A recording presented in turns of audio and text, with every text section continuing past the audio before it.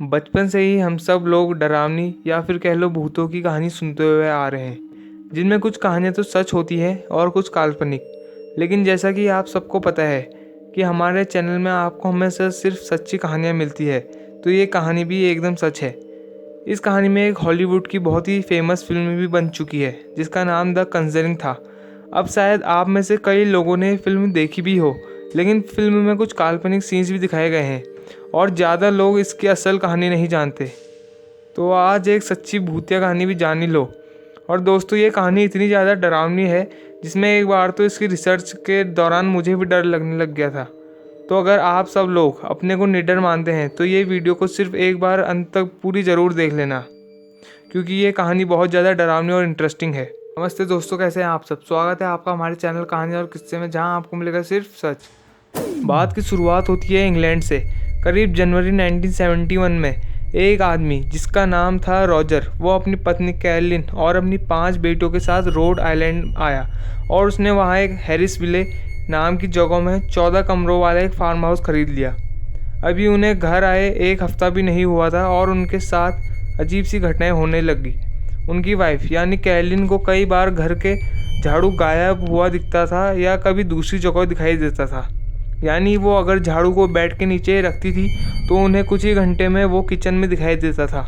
और उन्हें कई बार किचन में से ऐसी आवाज़ भी आती थी कि मानो कोई इंसान चाय की केतली से कप में चाय डाल रहा हो, जबकि वहाँ कोई होता नहीं था। उनकी 5 बेटियों को घर में कई आत्माएं दिखाई देती थी और उनकी माँ यानी कैरोलिन का तो कहना ऐसा है कि वे आत्माएं कई बार उनकी बेटियों के साथ बातें भी किया करती थी, लेकिन नुकसान नहीं पहुंचाती थी। जब ये चीज़ें धीरे धीरे ज़्यादा बढ़ने लगी तो डरावने इंसिडेंट से घबरा के कैरोलिन ने इस घर की हिस्ट्री के बारे में रिसर्च करना शुरू कर दिया और उन्हें एक चौंका देने वाला रिजल्ट मिला। उन्होंने अपनी रिसर्च में पाया कि पिछले 8 परिवार जो भी इस घर में रहने आया, उनके साथ भी ऐसी ही डरावनी घटनाएं हुई और उनमें से तो कई लोगों की बड़ी रहस्यमय तरीके से मौत हुई, जिसमें ज़्यादा मौतें छोटे बच्चों की थी और बच्चों को तो बड़ी डरावनी तरीके से मर्डर करके मारा गया था।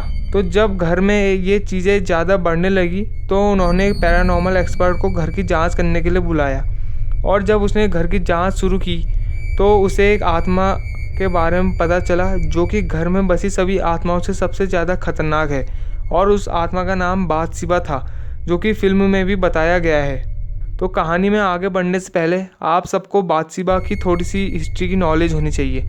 तो आइए जानते हैं कि कौन थी ये बाथशेबा। लगभग मिड 1800s में जिस घर में रॉजर का परिवार रहता है, उसी घर में एक बाथशेबा सरमन नाम की एक औरत रहती थी और वहाँ के लोगों का कहना है कि बाथशेबा एक औरत कम शैतान ज़्यादा थी। हालांकि इसके बारे में ज़्यादा किसी को नहीं पता, लेकिन ये इतनी ज़्यादा भयानक थी कि एक बार इसने अपने पड़ोसी के बच्चे को सर में कील चुभाकर मारा था और जब वो मरी तो उसकी कब्र को बैप्टिस्ट सिमेट्री नाम के कब्रिस्तान में दफनाया गया। बस इंटरनेट में बाथशेबा के बारे में सिर्फ इतनी ही जानकारी उपलब्ध है और बाकी की बाथशेबा की कहानी कोई नहीं जानता। तो आइए अब लौट चलते हैं रॉजर के परिवार की तरफ। रॉजर की जो 5 बेटियों में सबसे बड़ी बेटी थी उसका नाम एंड्रिया था, जिसका कहना है कि घर में बाथशेबा के अलावा कई और आत्माएं भी थी जिनसे सड़े हुए मीट की स्मेल आती थी और कई बार तो उनका बेड रात को सोते समय हवा में अचानक उड़ने लगता था, जो किसी भी इंसान को बुरी तरीके से डरा सकता है। लेकिन अब वो लोग ये घर छोड़ भी नहीं सकते थे क्योंकि उनकी आर्थिक स्थिति उस समय ठीक नहीं थी और उनके पास नए घर खरीदने जितने पैसे नहीं थे, जिस कारण वो चाहते हुए भी इस घर को छोड़ नहीं पाए।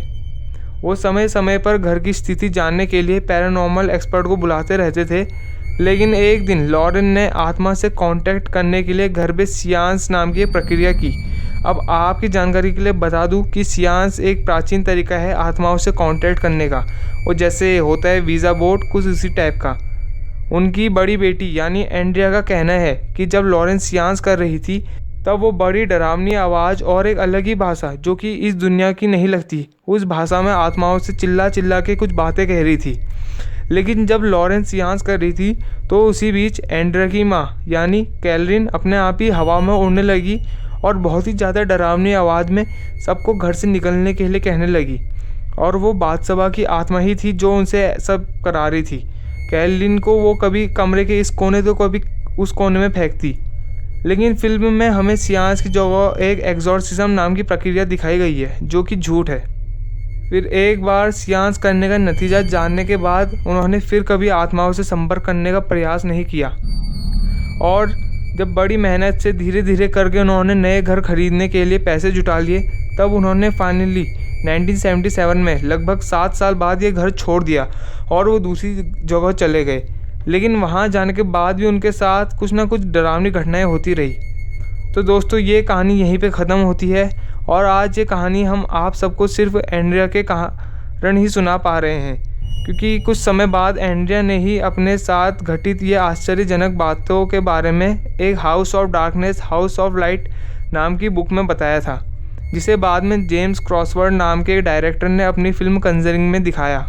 तो दोस्तों, यही थी कहानी कंजरिंग की, जो कि बहुत ज़्यादा डरावनी है, और भगवान करे कि ऐसा फिर कभी किसी के साथ ना हो। तो दोस्तों, अगर आपको हमारी ये वीडियो और ये कहानी अच्छी लगी तो लाइक करके कमेंट में अपने इस वीडियो और इस चैनल के बारे में व्यूज़ देना मत भूलना। और अगर आपको आगे भी ऐसी ही असल ज़िंदगी की सच्ची कहानियाँ जाननी है तो इस चैनल को सब्सक्राइब करके बेल आइकन भी दबा देना, क्योंकि हमारे चैनल में असल ज़िंदगी की कई सच्ची कहानियाँ आते रहती है। तो दोस्तों, मिलते हैं आप सभी से अगली वीडियो में कुछ नई इन्फॉर्मेशन के साथ। तब तक के लिए जय श्री राम, धन्यवाद।